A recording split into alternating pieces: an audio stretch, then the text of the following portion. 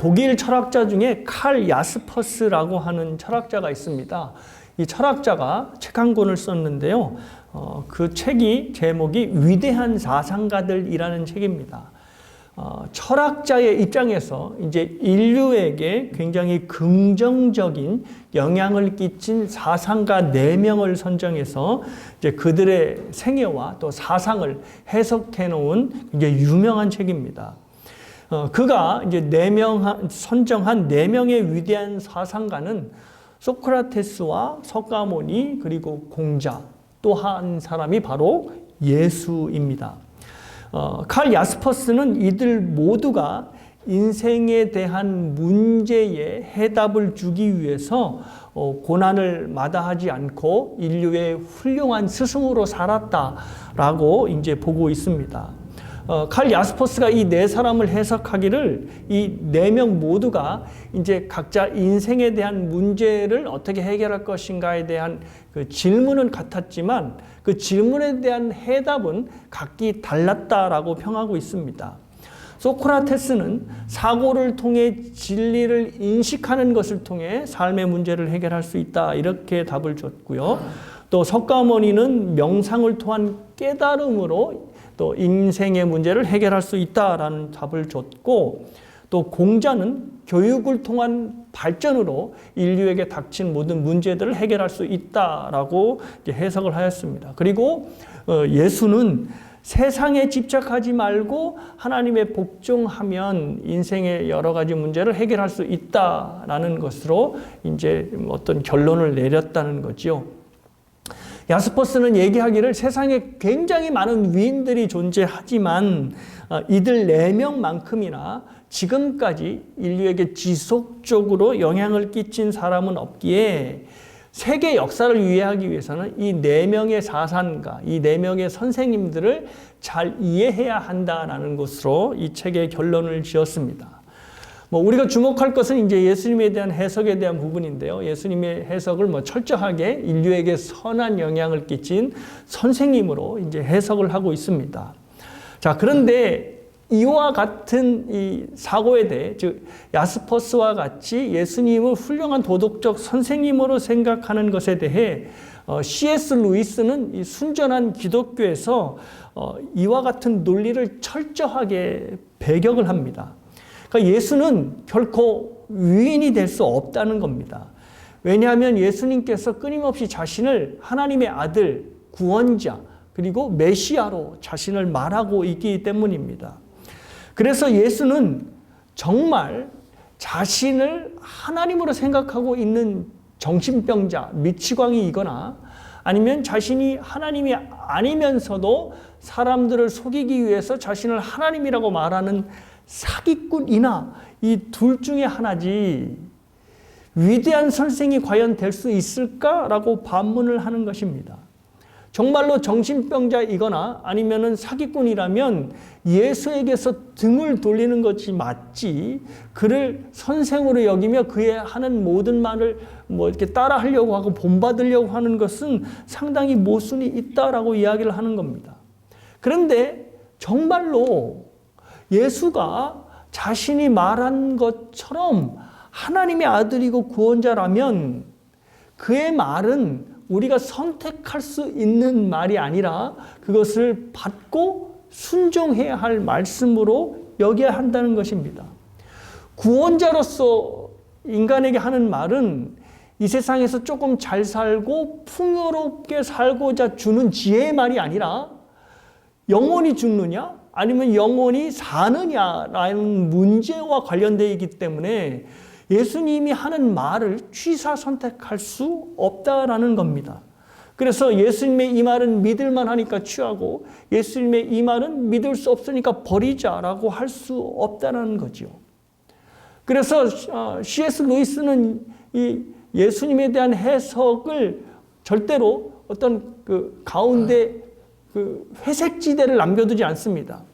정신병자이거나 사기꾼이라고 하는 부류 아니면 정말로 그가 얘기하는 대로 그는 하나님의 아들이다라고 말하는 것입니다. 저는 이 해석이 당연하다고 생각합니다. 예수님은 자신이 하나님의 아들이라고 끊임없이 주장을 하고 있고 그 주장이 요한복음에서는 더욱더 명확하게 드러납니다. 여러분들이 요한복음을 읽으시면 야스퍼스가 얘기한 위대한 사상가라고 하는 그 해석을 줄 여지를 전혀 주지 않는다는 것을 알 수 있습니다. 요한복음은 처음부터 끝까지 아주 단호하게 예수님의 하나님 되심, 그리고 예수님의 구원자 되심을 계속해서 선포하고 있습니다. 지난번에도 제가 구절을 드렸지만 요한복음 20장 31절에서는 요한복음의 기록 목적이 뚜렷합니다. 예수가 그리스도이심을 믿어서 그를 믿음으로 영생을 얻게 하려 함이라 라고 요한복음의 기록 목적이 분명히 남아 있습니다. 그러니 요한복음을 보면 예수님께서 끊임없이 하나님의 아들이심을 증거하는 것입니다. 오늘 저와 여러분이 읽었던 요한복음의 본문의 내용 역시도 그 의도를 더욱더 분명히 보여줍니다. 지난 본문에서 예수님은 하나님을 친아버지로 부르고 계셨습니다. 그리고 그 아버지께서 일하시니 자신도 일한다, 이런 말씀을 하셨습니다.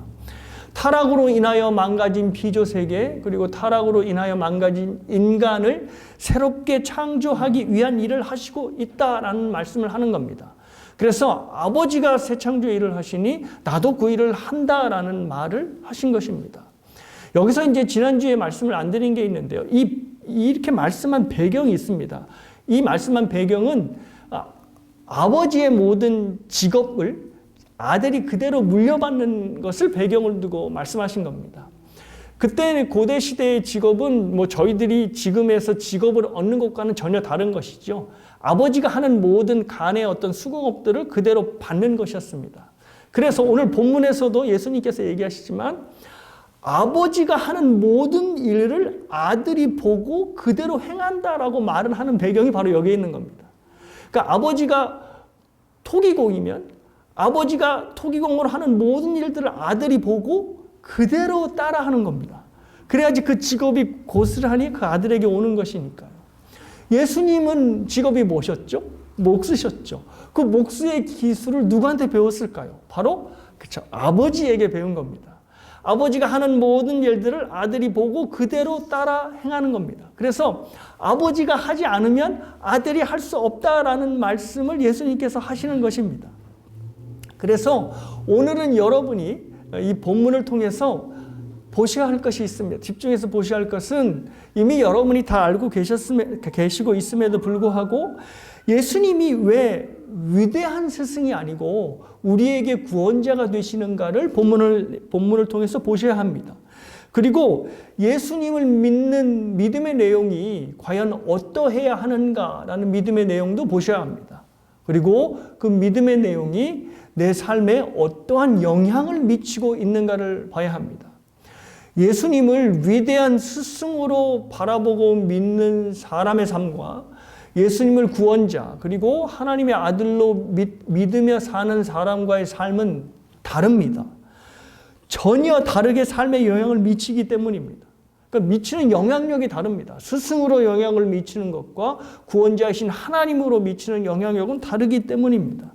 따라서 오늘 본문을 통해서 예수님의 하나님의 아들로 믿는 저와 여러분의 믿음을 점검하는 동시에 그 믿음이 과연 내 삶에서 어떻게 작용하고 있는가를 함께 좀 보셨으면 좋겠습니다. 세 가지를 좀 살펴볼까 하는데요. 첫 번째는 예수님을 하나님의 아들로 믿는 것은 하나님과 예수님이 하나임을 믿는 것이고 그로 인하여서 그 믿음을 통하여 우리가 하나님의 아들이 되었다는 것을 아울러 믿는 것입니다. 말씀드렸듯이 유대 사회에서 아버지와 아들은 거의 하나로 여겨졌습니다. 그러니까 그 아버지와 아들을 보면, 그러니까 아버지를 보면 아들을 알 수 있고 아들을 보면 아버지를 알 수 있다는 겁니다. 아버지와 관련돼서 특히 맏아들이 모든 것을 다 갖고 있기 때문입니다. 특별히 직업에 관련돼서 아버지의 모든 것들이 아들에게 전수가 됩니다. 그래서 아버지의 정체성이 곧 아들의 정체성이 되고 그래서 아버지와 아들은 유대 사회에서 그때의 공공연히 서로 하나라고 여겨지게 되었습니다.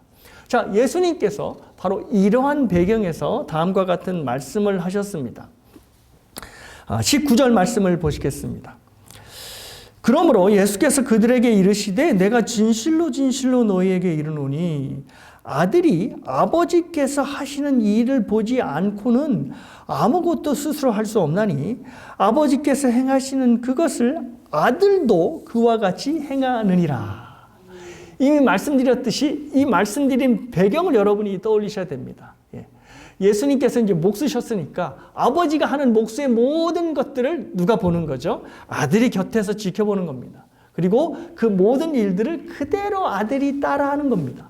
바로 이제 그 배경을 예수님께서 그대로 받으셔서 지금 이 말씀을 하시는 겁니다. 유대 사회에서는 아버지의 모든 것이 아들을 통해 드러나듯이 예수 그리스도도 성부이신 하나님을 통하여 또 성부 하나님은 그 아들을 통하여 드러나게 된다라는 말씀을 하시는 겁니다. 그래서 하나님 아버지의 뜻이 예수님을 통하여 드러난다는 말씀을 하는 겁니다. 자, 그래서 유대 사회에서의 마찬가지로 예수님과 성부 하나님은 하나라는 말씀을 하고 계십니다.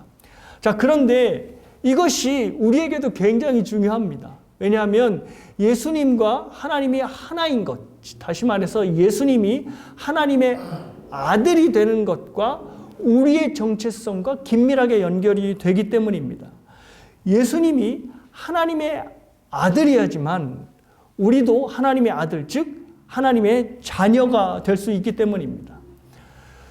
아버지와 자식 관계가 완벽하게 맺어지기 위해서는 두 가지의 조건이 반드시 맞아야 됩니다. 첫 번째는 혈연적인 조건이고요. 두 번째는 바로 법적인 조건입니다. 이 둘 중에 하나의 조건만 맞아도 부자지간에 아버지와 자녀의 관계는 올바르게 맺어지지 않게 됩니다. 좀 설명이 필요한데요. 성경은 우리를 하나님의 자녀라고 할 때 그래서 이 법적인 관계 그리고 혈연적인 관계를 약간 구분해서 사용합니다. 헬라어의 두 개를 사용하는데요. 하나는 테크논이라고 하는 단어와 또 하나는 휘오스라고 하는 단어입니다. 둘 다 자녀라고 하는 뜻을 가지고 있는데 그 단어의 속내를 보면 강조점이 약간 다르다는 것을 알 수가 있습니다. 자, 먼저 테크논이라고 하는 뜻이 헬라어가 있는데요. 이 겉으로 나타난 뜻은 자녀라는 뜻입니다. 그런데 여기서 강조하는 것은 바로 혈연적인 관계, 즉 아버지가 혈연적으로 낳았다라고 할 때 저 테크논의 단어를 사용합니다. 요한복음 1장 12절에 우리가 잘 아는 말씀이 있습니다. 영접하는 자 곧 그 이름을 믿는 자들에게는 하나님의 자녀가 되는 권세를 주셨으니라고 할 때 그 자녀에 쓰인 헬라어가 테크논이라고 하는 단어입니다. 즉 혈연적인 관계를 이제 나타나는 거죠. 그래서 하나님과 우리와의 관계가 혈연적인 관계로 하나님의 자녀가 된다라는 것을 강조하는 겁니다. 하나님과 우리가 어떻게 혈연적으로 맺어지지? 라고 이제 좀 의아스러우실 수 있겠지만 바로 예수 그리스도의 보혈이 이제 여기에 들어오는 겁니다. 예수님을 하나님의 아들로 믿게 되면 그 믿음을 통하여 예수 그리스도의 피가 우리를 하나님과 혈연 관계로 맺어지게 된다는 겁니다. 그래서 예수님이 우리의 맏형이 되는 것이고 우리가 예수님의 동생이 되는 겁니다. 자, 많은 성경의 구절이 있겠지만 요한복음 8장 29절을 제가 읽어드리는데요. 조금 이제 여러분이 선명하게 이해하기 위해서 이거를 공동 번역으로 읽어드립니다. 요한복음 8장 29절인데요. 찾지 않고 들으셔도 됩니다. 화면을 보십시오. 하나님께서는 이미 오래전에 택하신 사람들이 당신의 아들과 같은 모습을 가지도록 미리 정하셨습니다. 그래서 그리스도께서는 많은 형제 중에서 맏아들이 되셨습니다. 이렇게 되어 있습니다. 자, 그러니까 하나님이 아들 되심을 바로 우리에게 이제 확장을 시킨 건데요. 예수님을 하나님의 아들로 믿는 믿음 때문에 우리에게 예수 그리스도의 피가 흐르게 되었고 그로 인하여 그분은 예수님은 우리의 형이 되었고 하나님이 아버지가 되었다라는 겁니다. 그렇다고 우리가 기도할 때 형님의 이름으로 기도합니다라고 하시면 안 됩니다. 이거는 관계적인 용어로 이제 형님이 되었다는 거죠. 자, 이 혈연 관계를 분명하게 드러내는 성례식이 있죠. 그게 바로 성찬식입니다. 예수님의 살과 피를 나눔으로 인하여서 그 살과 피를 먹고 저 하늘에 계신 예수님과 우리가 성령을 통하여 신비적으로 연합되어 있다라고 하는 의미가 담긴 것이 바로 성찬식에 참여하는 거죠. 바로 이겁니다. 예수님의 살과 피를 먹음으로 우리가 예수님의 살과 피를 흐르고 있고 또 피가 우리 몸에 있으므로 내가 혈연적으로 하나님과 맺어진 아들 관계임을 확인하는 것입니다. 그러니까 요한복음 1장 12절이 자녀라는 관계에서 혈연을 관계하는 테크논이라고 하는 단어를 사용한 겁니다. 자, 그런데 아까 말씀드렸듯이 자녀와의 관계에 있어서 혈연적인 관계만 이게 딱 인정받으면 온전한 부자 간에 부모와 자녀와의 관계가 맺어지지 못하게 됩니다. 혈연 관계만 인정받고 어떤 관계가 인정받지 못하면요, 법적인 관계가 인정받지 못하면 온전한 부자 관계로 될 수 없다라는 겁니다. 혈연 관계로만 아버지이고 법적으로 인정받지 못하는 것을 사람들은 뭐라고 하죠? 바로 서자라고 합니다. 자, 서자를 다루는 드라마나 이야기들이 굉장히 많죠. 서자를 다루는 내용을 보면 분위기가 밝습니까? 어둡습니까? 상당히 좀 어둡죠. 왜냐하면 그죠? 혈연적인 관계로 아버지이지만 법적으로 인정받지 못하는 아들이니 그 마음에 서러움과 한이 있는 것입니다. 법적으로 아들을 인정받지 못하기 때문에 그 겹겹이 싸워온 세월 속에서 그 한이 맺혀지는 거죠. 아들로 인정받지 못하기 때문에 바로 그러한 일이 일어나는 겁니다. 자, 그래서 성경은 하나님과 우리와의 관계를 아까 무슨 관계죠? 혈연적인 관계인 테크논이라고 하는 단어만 사용할 뿐만 아니라 법적인 관계로도 이야기를 합니다. 우리가 잘 아는 성경 구절일 것 같은데요. 갈라디아서 3장 26절에 이렇게 되어 있습니다. 너희가 다 믿음으로 말미암아 그리스도 예수 안에서 하나님의 아들이 되었으니라고 할 때 이 아들로 번역한 헬라어는 바로 휘오스라고 하는 단어입니다. 바로 이 단어가 아버지의 법적인 관계를 나타내는 데 사용하는 단어입니다. 자, 그래서 무슨 의미냐면 아들이 아버지의 법적인 상속자가 되었다는 겁니다. 아버지가 갖고 있는 모든 특권, 아버지가 갖고 있는 모든 권리가 그대로 아들에게 갔다는 겁니다. 그러니까 저것이 있어야지만, 저 휘오스라고 하는 관계가 성립되어야지만 아버지가 갖고 있는 모든 것들을 다 아들이 이어받게 되는 겁니다. 아버지로부터 사랑받을 권리, 보호받을 권리, 양육받을 권리, 그리고 더 나아가 아버지가 갖고 있는 기업까지도 내 것으로 가질 수 있는 권리가 바로 저 휘오스라고 하는 단어의 배경 안에 들어있는 것입니다. 자, 그러니까 정리하시죠. 자녀를 가리키는 헬라어가 두 종류다. 하나는 테크논, 하나는 휘오스. 그죠? 테크논은 혈연적인 관계. 그죠? 예수 그리스도의 보혈로 인하여 우리가 하나님과 말은 조금 정확하지 않고 어색하지만 혈연적인 관계로. 그래서 하나님께서 우리를 낳은 친자녀로 생각하신다. 근데 이렇게만 되면 안 된다. 여기에 그죠? 법적인 관계인 휘오스라고 하는 단어가 들어와서 아버지께서 갖고 있는 모든 권세와 영광과 그리고 기업까지도 우리에게 물려주신다라는 것입니다. 그래서 우리가 하나님한테 좀 죄송스러운 얘기지만 뻔뻔할 수 있는 겁니다. 자꾸 하나님을 아버지 거 부르면서 나아가면서 아버지께 뭐라고 부탁하는 거죠? 아버지 우리를 보호하여 주십시오. 이거 주십시오. 뭐 해 주십시오. 자꾸 얘기하는 겁니다. 혈연적인 관계뿐만 아니라 이미 우리는 아버지의 상속자가 됐기 때문에 하나님께 나아가서 요구할 수 있는 것입니다. 야, 그러면 이제 마음껏 요구할 수 있겠다. 예, 맞습니다. 마음껏 요구하셔도 됩니다. 자, 그런데 여기서 하나의 우리에게 제동을 거는 게 있습니다. 그게 뭐냐면 너희들이 아버지가 주는 모든 특권을 가졌다면 너희들은 그 특권을 받은 자답게 뭐죠? 책임을 다하여라 라는 겁니다. 무슨 책임을 다하여죠? 아버지가 나를 보호해주고 아버지가 나를 모든 것을 하는 것처럼 내가 아버지의 모든 것을, 특히 아버지의 명예를, 아버지의 이름을, 아버지의 영광을 보호하는 겁니다. 아까 아버지와 아들은 뭐라고 그랬죠? 하나라고 얘기했죠. 그래서 정말 아들이 죽을 쓰면 그 모든 그 치부나 그 모든 수치심은 누구한테 옮겨가는 거죠? 예, 아버지에게 옮겨가는 겁니다. 그 저와 여러분들이 뭐 테크논 휘어스 그래서 우리는 법적이고 혈연적이고 그래서 아버지와 나는 하나이다라고 기뻐하시지만 이 기뻐함의 크기에 동반되는 것은 뭐냐면 자녀로서의 책임입니다. 그래서 저와 여러분은 아버지의 자녀로 그 책임을 다하여서 살아가야 되는 것입니다. 자, 여기에 예수님을 위대한 사상가로만 여기면 결코 삶이 바뀔 수 없을 거라는 이야기가 바로 여기에서 이유가 나오는 겁니다. 예수님을 그냥 좋은 사상가로만 얘기하면 예수님께서 우리에게 요구하시는 모든 명령들은 뭐가 될까요?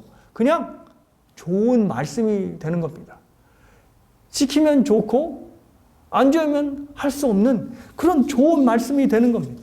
자, 그런데 사랑하는 여러분, 하나님의 말씀이요, 그냥 좋은 말씀으로 끄덕끄덕 할 정도로 끝나면 절대 저와 여러분의 삶이 바뀌질 않습니다.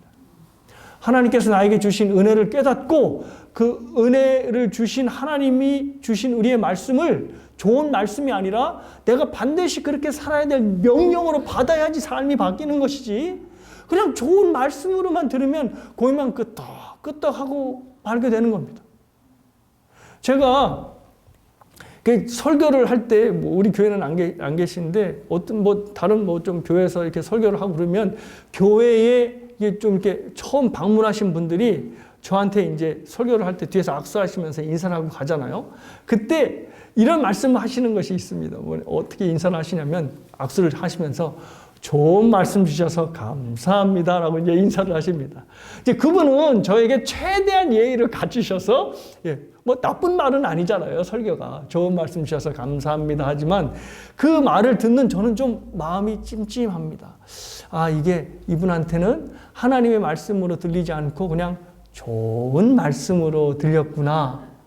그리고 내가 잘 못 전했구나라고 하는 생각도 좀 드는 거죠. 근데 사랑하는 여러분, 이 시간에 강단에서 선포되는 말씀은 그냥 저의 좋은 말, 여러분 이렇게 살면 삶에 좀 도움이 되지 않겠어요? 라고 하는 그런 의미의 말이 아닙니다.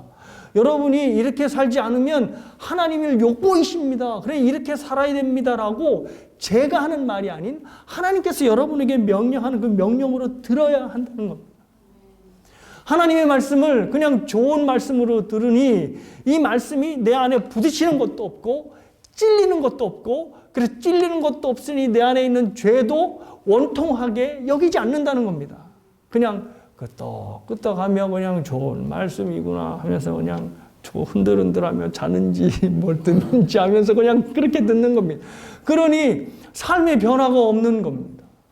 많은 사람들이 그리스도인이나 우리나 다를 게 있어 똑같지라고 하는 것은 물론 그들의 어떤 주장이 모든 게 다 맞다는 건 아닙니다. 하지만 그들이 그렇게 얘기하는 데는 우리에게 경각심을 일깨우는 거라고 생각을 합니다. 혹시 우리도 알게 모르게 강단에서 선포되는 하나님의 말씀을 그냥 좋은 말씀으로 듣고 있지는 않은가라고 하는 점검을 하셔야 됩니다.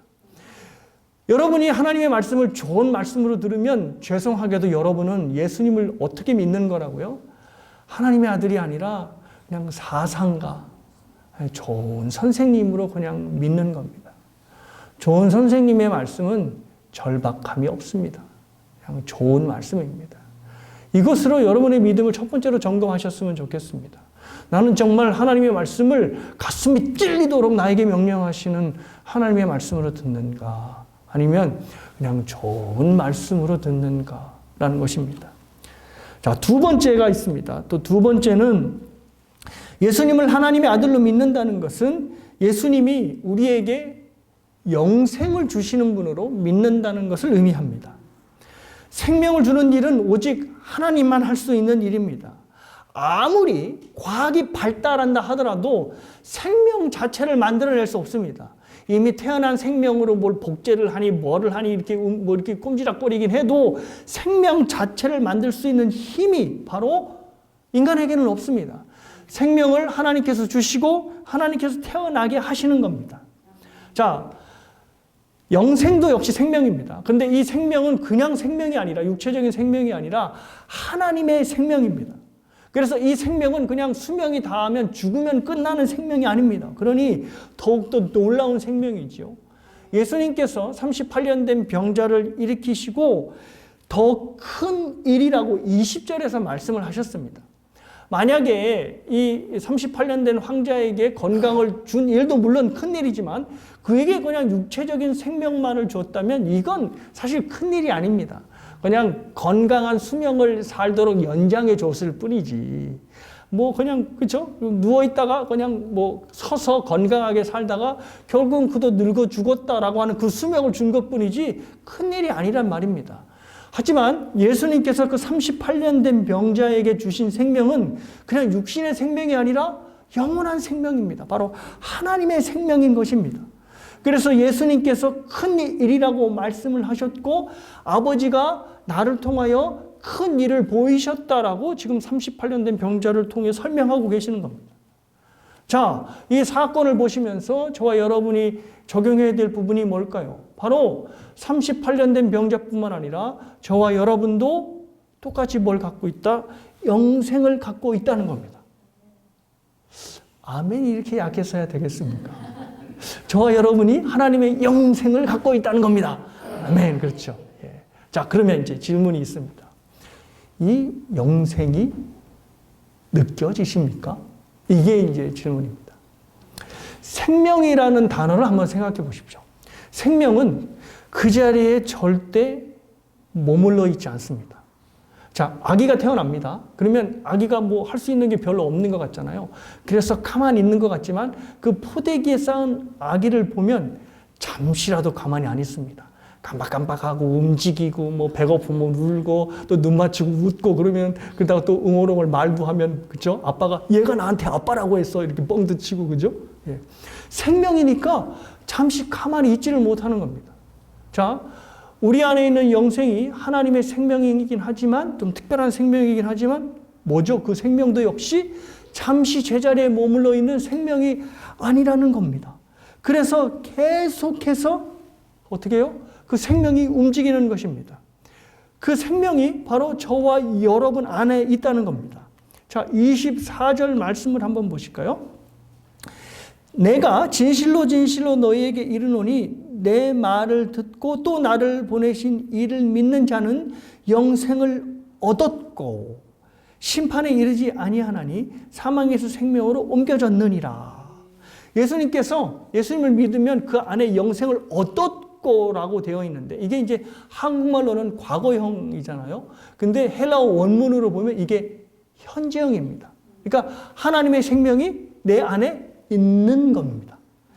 헬라어의 현재형은 현재 진행형을 의미합니다. 그러니까 생명이 계속 내 안에 있는 겁니다. 그러니까 생명이 무슨 뭐 나갔다가 들어왔다 하는 것이 아니고 계속해서 내 안에 머물면서 하나님의 생명이 있는 겁니다. 근데 아까 말씀드렸듯이 생명의 특징이 뭐라고 그랬죠? 잠시라도 그 자리에 머물지 않고 계속해서 성장하고 움직이고 발전하는 것이 생명 아닙니까? 그래서 하나님의 생명 역시도 우리 안에 있는 그 생명도 가만히 있질 않습니다. 계속해서 우리를 자극하고 우리를 움직이고 그 생명에 반응하게 하는 거죠. 하나님을 찬양하게 하고 하나님께 감사하게 하고 하나님을 대적하는 원수인 죄가 우리의 마음속에 올라올 때는 원통하게 여기고 내가 기필코 내일 또 넘어지는 한이 있더라도 이 죄와 싸워 이기리라 라고 하는 의지가 발동하게 되는 겁니다.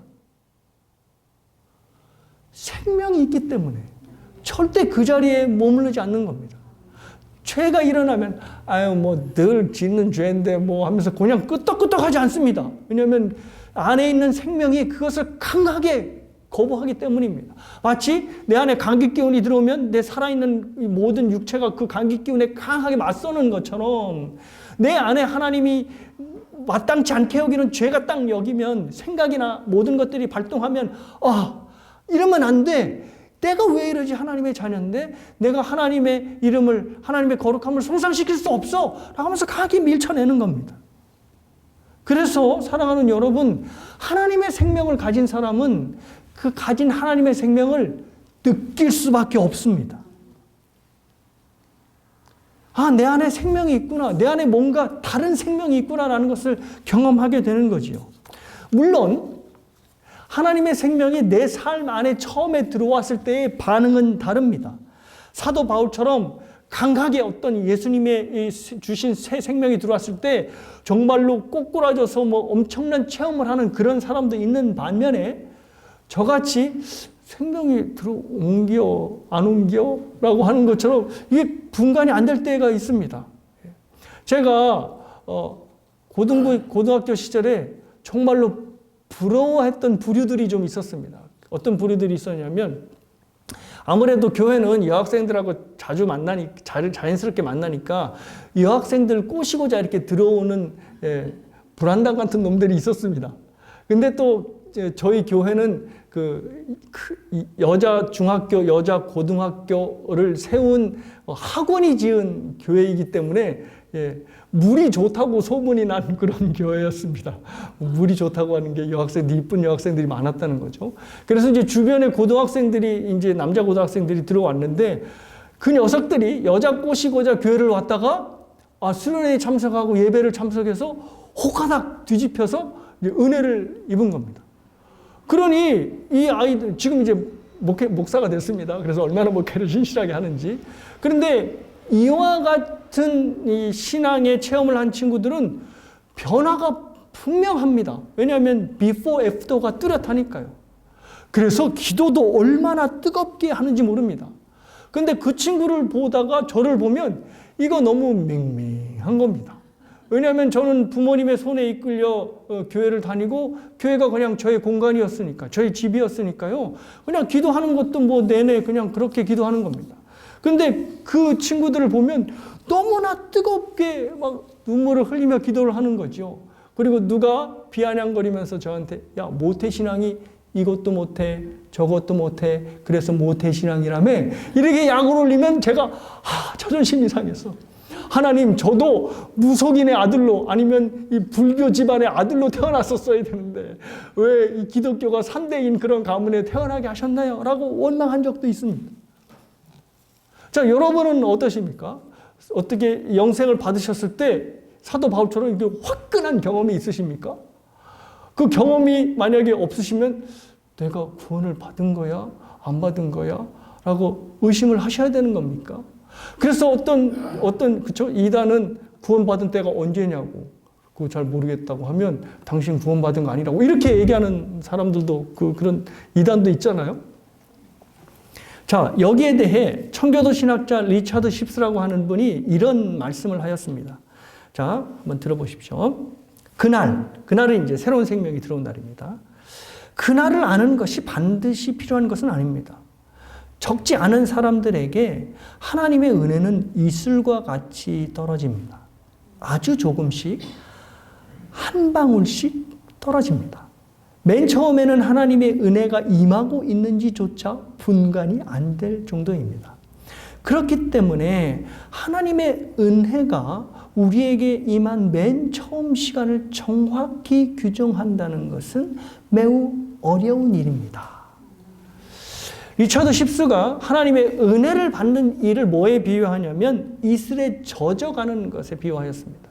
가랑비에 옷 젖는다라고 하는 속담이 있지만 사실 가랑비보다 더 조그마한 물이 바로 이슬이 되겠지요. 바로 이슬을 젖는 것처럼 그렇게 은혜를 받는다는 겁니다.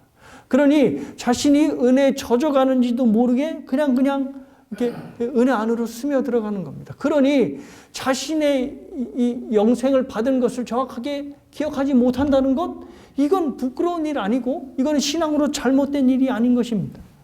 그러니 그때가 언제인지는 모르고 또 그때가 확실하지 않는다고 여러분이 가진 영원한 생명을 의심할 필요가 없는 것입니다. 하나님은 그때나 지금이나 우리가 알건 모르던 간에 리차드 십스가 얘기한 것처럼 마치 이슬에 젖듯이 우리에게 계속해서 은혜를 젖게 하십니다.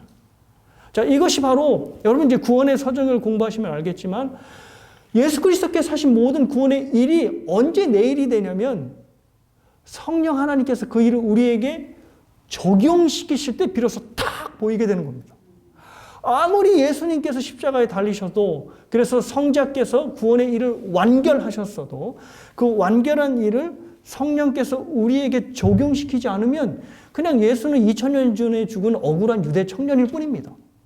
그런데 성령께서 그 사건을 우리에게 적용시키면 비로소 유대 청년이 바로 이분이 나를 위해 돌아가셨구나가 되는 겁니다. 그런데 그것이 바로 갑자기 사도 바울처럼 확 하고 오는 경우도 있지만 이슬처럼 스며들듯이 오는 경우도 있는 것입니다. 그래서 자기가 영적으로 처음으로 언젠가 믿게 되었을 때를 기억하지 못하는 것도 당연합니다. 자, 그런데 처음으로 영생이 들어와서 이렇게 스며들듯이 이렇게 느낀 사람이나 아니면 사도 바울처럼 강하게 체험을 한 사람들이나 모두가 다 같이 체험해야 되는 것이 있습니다. 그것은 바로 내 안에 있는 영생이 움직이고 있구나라는 체험은 저와 여러분이 분명히 경험하셔야 됩니다. 다시 말해서 내가 이전과는 분명히 다른 믿음의 삶을 살아가고 있구나라는 것을 저와 여러분이 경험하셔야 됩니다. 그 경험이 여러분들에게 있어야 돼요. 자, 어제의 믿음과 오늘의 믿음이 내가 다르다는 것은 쉽게 분간이 안 되죠. 왜냐하면 그게 그거 같고 맨 연약함에 넘어지는 모습 같지만 조금 시간의 텀을 멀리 둬서 5년 전, 10년 전 때의 믿음의 모습과 지금의 믿음의 모습을 보십시오. 그러면 달라진 것을 경험하게 될 겁니다. 목사님, 저는 달라진 게 전혀 없는데요. 그러면 심각하게 고민하셔야 됩니다. 아까 말씀드렸지만 내 안에 있는 생명은 그냥 제자리에 머문 생명이 아니에요. 계속해서 움직이는 생명이기 때문에 내 믿음이 조금씩 발전하게 만듭니다. 그래서 5년 전, 10년 전, 그리고 학생 때, 그리고 그 초등학교 때 믿음을 보면 그래도 내 믿음이 이만큼 성장했구나. 고난 가운데 아니면 하나님께서 기도를 응답해 주셔서 이 모양 저 모양으로 나의 믿음을 성장시켜 주셨구나라는 것입니다.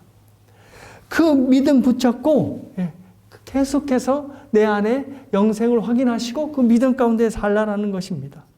어제와 다른 오늘, 그리고 오늘과 다른 내일의 믿음으로 살고 싶다 하나님께 간구하고 그 간구를 하나님께서 응답하시면 우리의 믿음이 자라게 되는 것입니다. 하나님께서 우리를 가꾸어 주실 것이기 때문입니다. 자, 마지막에 이제 하나를 더 보시겠습니다. 자, 예수님을 하나님의 아들로 믿는 것은 예수님을 세상을 정죄하는 심판자로 믿는 겁니다. 제가 설교를 준비하면서 놀라운 사실을 하나 알았습니다. 그것은 뭐냐면 미국 사람들이 생각보다도 윤회를 믿고 있는 사람들이 많다라는 겁니다. 갤럽에 의하면 미국 성인 남녀 중 3분의 2에 해당하는 83%가 사후세계를 믿는다고 하는데요. 그중 47%, 그러니까 거의 절반에 가까운 수가 자기 영혼이 다음에 다른 육체로 다시 태어나게 될 것이다라는 것을 믿는 겁니다. 그러니까 그들도 이 세상에서의 지금의 삶에 후회가 많은 겁니다. 그래서 다음에 다시 좀 태어나면 이것을 말해보고 싶겠다라고 하는 생각이 드는 거죠. 자, 그런데 그 일은 절대 일어나지 않는다라고 예수님이 말씀하시는 겁니다. 27절에서 29절입니다. 또 인자됨으로 말미암아 심판하는 권한을 주셨느니라. 이로 놀랍게 여기지 말라. 무덤 속에 있는 자가 다 그의 음성을 들을 때가 오나니 선한 일을 행하는 자는 생명의 부활로 악한 일을 행하는 자는 심판의 부활로 나오리라 라고 말씀을 하는 겁니다. 자, 믿는 자나 믿지 않는 자나 모두 다 부활하게 되는 겁니다. 그래서 예수님께서 무슨 말씀을 하시냐면 태어났을 때, 예수님이 태어날 때는 소수의 사람들만 예수님의 태어난 것을 봤지만 예수님이 다시 이 땅에 오실 때는 모든 사람들이 그 오심을 다시 볼 수 있게끔 오신다는 겁니다. 심지어 누구까지? 죽은 자들까지. 왜냐하면 예수님께서 죽은 자들까지 깨우기 때문입니다. 왜 깨우시죠? 바로 심판하기 위해서. 자, 그런데 여기서 흥미로운 사실이 있습니다. 그게 뭐냐면, 자, 한 가지만, 이 흥미로운 사실 전에 여기서 말하는 선한 행위란 그냥 착한 행위가 아닙니다. 예수님이 말씀하시는 대로 예수님을 하나님의 아들로 믿는 것입니다. 그래서 그분이 나의 모든 죄를 속량했다라고 믿는 것이 선한 행위입니다. 아무리 착한 행위해도 하나님 앞에 선한 의의를 확보할 수 없습니다. 그래서 선한 행위를 심판받는다는 것은 바로 예수 그리스도를 믿는 믿음으로 심판을 받는다는 것입니다. 그래서 사실은 저와 여러분은 하나님의 심판을 면한 자입니다. 그런데 아이러니한 것은 하나님의 심판을 면한 우리는 바로 하나님의 심판을 의식하면서 살게 되는 것이고, 오히려 하나님의 심판을 이미 받고 있는 그들은 하나님의 심판을 전혀 의식하며 살지 않는다는 것입니다. 이게 상당히 모순적인 일이죠. 하나님의 심판을 피한 우리는 하나님의 심판을 의식하며 살지 않아야 되잖아요. 그런데 우리가 살면서 이대로 살았다가는 하나님의 예수님께서 나를 불러 세우셨을 때 나는 수치를 당하고 싶지 않아. 나는 하나님 앞에 거룩하게 하나님의 말씀에 순종하고 살고 싶어 하면서 하나님의 심판대를 의식하며 살아간다는 겁니다. 자, 그래서 하나님의 심판을 의식하며 사는 사람들은 절대 자신이 하나님의 말씀을 어기며 거룩하지 않게 살아가는 것을 방지하며 살아갈 수 있게 된다는 겁니다. 이것이 바로 저와 여러분이 살면서 거룩함을 회복하는 길입니다. 여러분이 살면서 항상 하나님 앞에 하나님이 우리에게 내리실 상급의 심판이라도 그것을 생각하며 살아가시길 바랍니다. 그렇다면 저와 여러분은 하나님 앞이 우리에게 주신 은혜를 지키며 살 수 있고 거룩함을 지키며 살아갈 수 있게 되는 것입니다. 저와 여러분의 삶이 항상 그러했으면 좋겠습니다. 나를 위해 성결한 삶을 살아가는 것이 아니라 바로 우리를 구원하신 예수 그리스도를 위해 성결한 삶을 살아가는 것입니다. 저와 여러분이 앞으로 일주일의 모든 삶, 그리고 우리에게 주신 귀한 인생을 하나님 앞에 거룩한 삶으로 올려드리는 여러분 모두가 되시길 주님의 이름으로 축복합니다.